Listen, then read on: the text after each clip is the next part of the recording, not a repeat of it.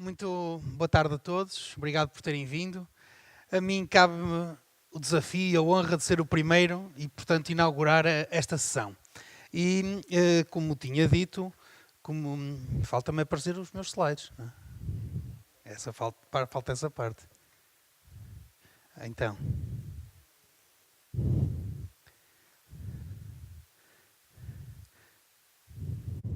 Isto de ser o primeiro tem estas coisas, não é? Não há slides para ninguém.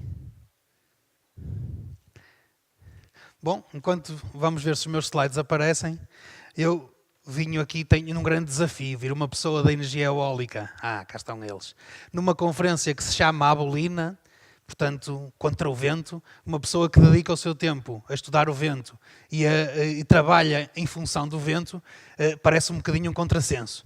Mas não vou falar de nada muito técnico, nada especificamente ligado ao vento, vou falar dos desafios da internacionalização, no caso de uma pequena empresa. Hoje fala-se muito em internacionalização, diz-se que o nosso desafio é internacionalizar, é exportar, mas as empresas pequenas ou muito pequenas, todos nós sabemos que a maior parte das empresas portuguesas são pequenas ou muito pequenas mesmo,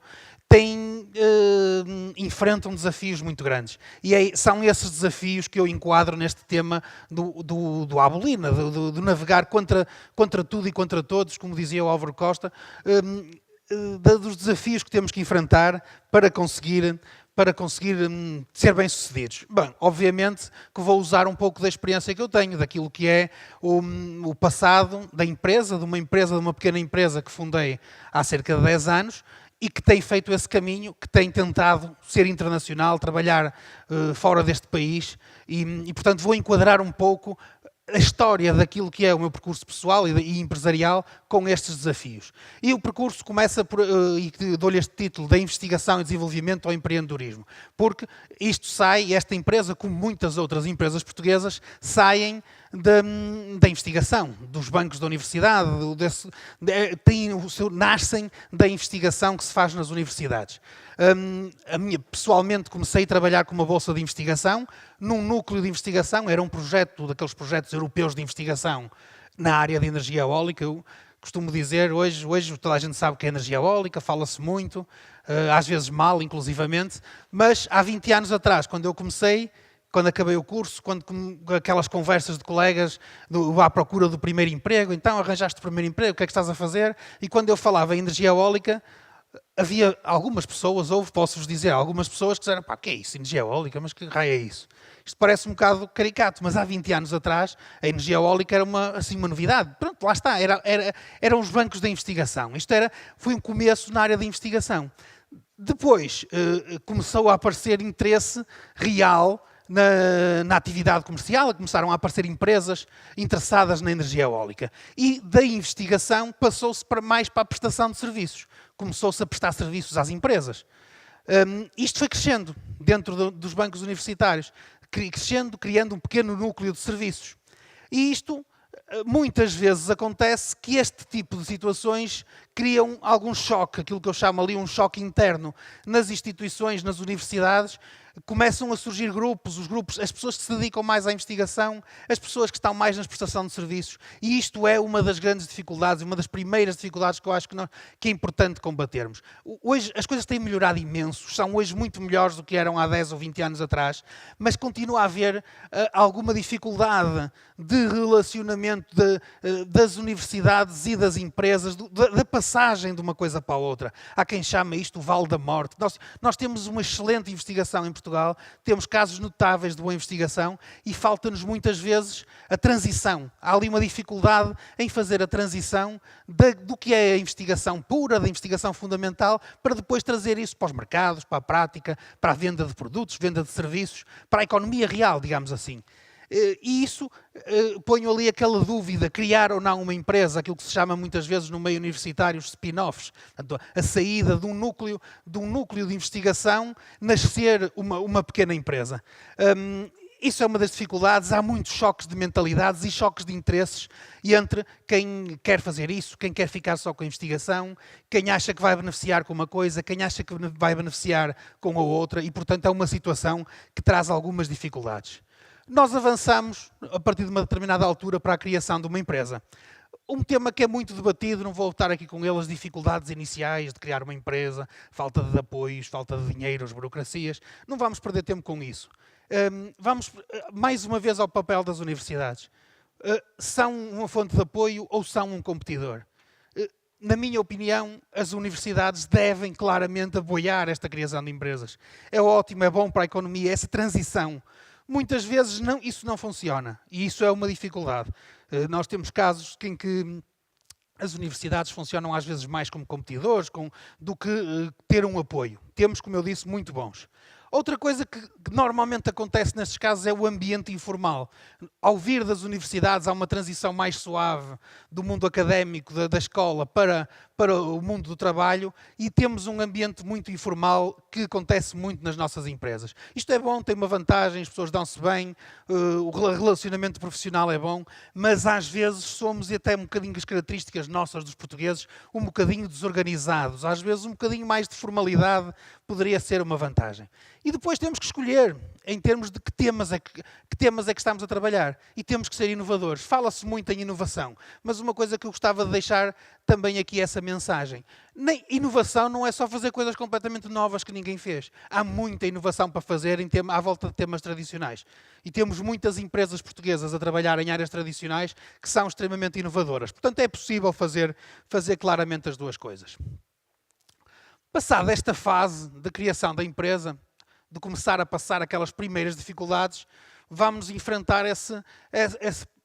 uma segunda fase de crescimento e onde a internacionalização aparece. E vamos então ao tema que eu gostaria de abordar, de sumarizar aqui. Isso acontece principalmente no mercado como o português, que é muito pequeno, surge muito cedo. Nós falamos muito trabalhamos no Brasil, por exemplo, um exemplo próximo em termos culturais e de língua, um país enorme. Acontece muito com os americanos também. Eu costumo dizer na brincadeira que para eles internacionalizar é trabalhar para o Estado do lado, não é para outro país. Porque aquilo é tão grande que eles estão muito mais focados no seu próprio mercado.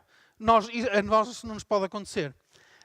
Posso dar, por exemplo, o caso da Espanha. Eu tenho uma empresa concorrente nossa, de uma pessoa amiga, que faz muito a mesma coisa que nós, e quando vamos ver quem são os clientes deles, são espanhóis. E quando eles se internacionalizam, vão atrás dos seus próprios clientes que já têm em Espanha. São muitos mais. Aqui, tendo um mercado muito mais pequeno, é muito mais difícil fazer isso, temos que nos abrir muito mais.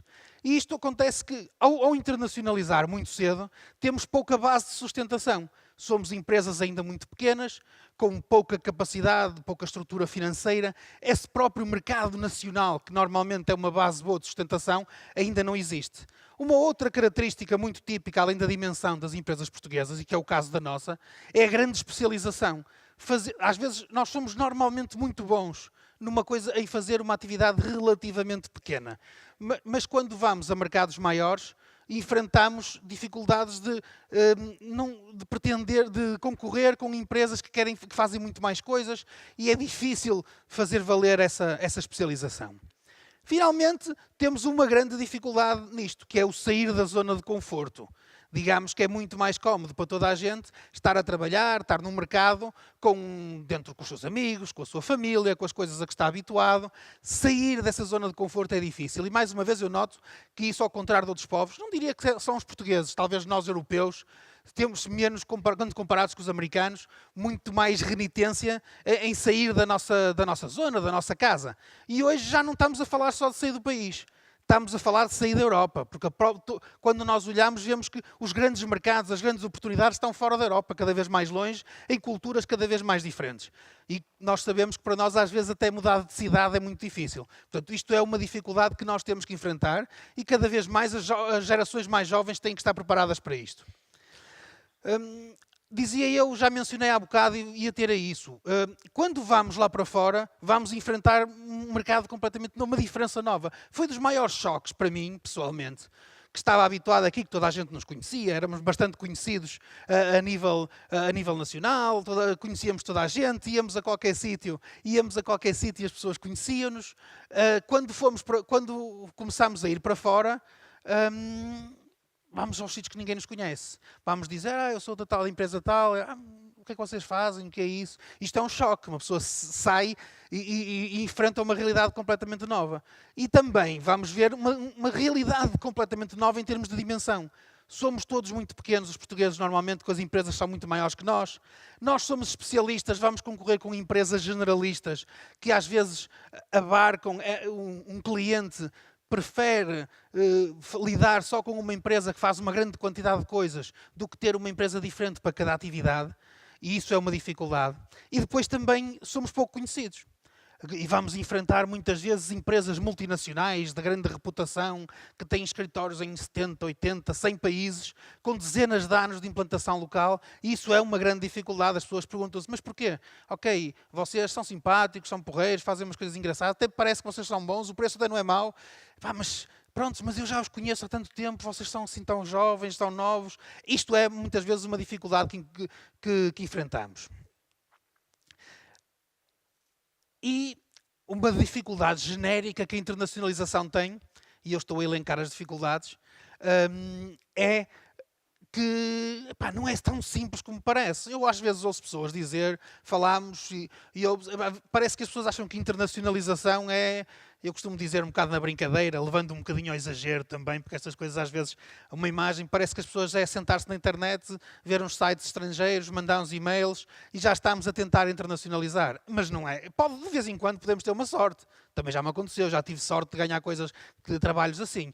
Mas não é o normal. Normalmente é preciso ir à procura das coisas. Exige aquilo que eu escrevi ali, muito marketing, para ultrapassar essa questão da reputação, para sermos conhecidos. E o marketing é caro, as publicidades, as feiras, é caríssimo tudo isso. Viajar muito, é preciso andar de um lado para o outro, acumular milhas, sair do escritório, como eu costumo dizer, é preciso levantar-se da cadeira, sentado na cadeira, em frente ao computador. As oportunidades não vêm ter connosco, temos que ir à procura delas. E isso tudo é caro. A reputação, ganhar essa reputação exige longo prazo, não é de um dia para o outro. Não vamos conseguir, não é meia dúzia de meses que vamos conseguir, temos que ser persistentes. Mas temos uma grande vantagem, nós portugueses. Temos uma grande capacidade de relacionamento. Nós chegamos, até já no tempo dos descobrimentos se viu isso, nós não temos uma imagem muito má em termos de como colonialistas, digamos, ao contrário de outros países. Nós temos uma boa capacidade de relacionamento intercultural. E isto facilita a relação de negócios, as parcerias, que é uma coisa que é muito importante para ultrapassar algumas dificuldades em termos de dimensão e em termos de especialização. Ou seja, eu queria um bocadinho passar esta ideia. Temos que apostar nisto das parcerias, temos que não ter medo de fazer parcerias. Entre empresas portuguesas, associando empresas com atividades complementares, o que nos permite ganhar dimensão. Associando empresas pequenas e jovens com empresas grandes, com as grandes empresas nacionais. São realidades completamente diferentes. Não é fácil. Mas temos que tentar conseguir. Isto permite, se nós nos juntarmos a empresas muito grandes que já têm reputação, ultrapassar um bocadinho esse problema. Permite, claro, minimizar custos. Se formos em conjunto, podemos partilhar determinados custos. Isso é sempre muito importante também. Mas isso nem sempre acontece. E é uma grande dificuldade também que eu noto. É mais fácil, isto é uma característica que acontece, nós olhamos mais facilmente para os nossos próprios negócios do que ter uma visão estratégica conjunta. Vejo muita gente a falar em parcerias e o que querem, ok, deixa ver se eles nos arranjam um negócio para nós e vice-versa. Não pode ser só isso. Fazer uma parceria é muito mais do que isso. Temos que ter uma estratégia conjunta. Por outro lado, a perda de poder, lidar com a perda de poder. Continua a haver muito o conceito do patrão, da propriedade, do dono da empresa. Quando nós nos juntamos com alguém, vamos certamente perder poder. Vamos ter que ser muito mais diplomáticos, gerar consensos, ter essas estratégias conjuntas e ser capaz de as levar a cabo. Por outro lado, também não há uma grande cultura dos investidores, dos capitais de risco, de incentivarem essa fusão, a união de empresas para ganhar dimensão. Por isso tendemos a ser sempre muito pequeninos, empresas familiares, do patrão, e isso é muito mais difícil de competir. A outra alternativa, e fazendo valer também a nossa tal capacidade de bom relacionamento, é os parceiros locais. É uma grande mais-valia. Isto é uma experiência que nós temos. As primeiras tentativas que fizemos, indo sozinhos, é muito mais difícil. Ter um parceiro local, alguém que conhece bem a cultura, que fala a língua quando ela é diferente, isso permite-nos entrar muito mais facilmente num mercado novo. Facilita o acesso a toda a gente. Pode possibilitar criar sinergias também E, portanto, traz várias oportunidades, mas é evidente que também traz problemas. Mais uma vez, a tal perda de poder, os consensos, gerir os interesses que às vezes são divergentes. Mas temos que ser capazes de o fazer. Finalmente, que está a chegar também ao tempo, e eu não quero que, como sendo logo o primeiro, ultrapassar o tempo limite, a ideia que eu vos queria deixar ficar e associar-me a este tema do Abolina. Temos que seguir o exemplo dos nossos navegadores, do tempo dos descobrimentos, o navegar à bolina que foi inventado pelos portugueses, descobrir novos mundos, aproximar povos. No mundo empresarial, temos que também ser capazes de fazer isso. Não estar à espera só do mercado nacional, não acreditem nisso, é impossível. Temos que ir à procura de novos mercados, temos que ser capazes de ter esse relacionamento, de estabelecer as parcerias com empresas das mais diferentes origens, sendo essa nossa capacidade de trabalhar em conjunto, em ambiente multicultural, é uma grande mais-valia que nós portugueses temos e que temos que a fazer valer a nível internacional. E ficava-me por aqui, que já anotei o meu tempo. Muito obrigado a todos.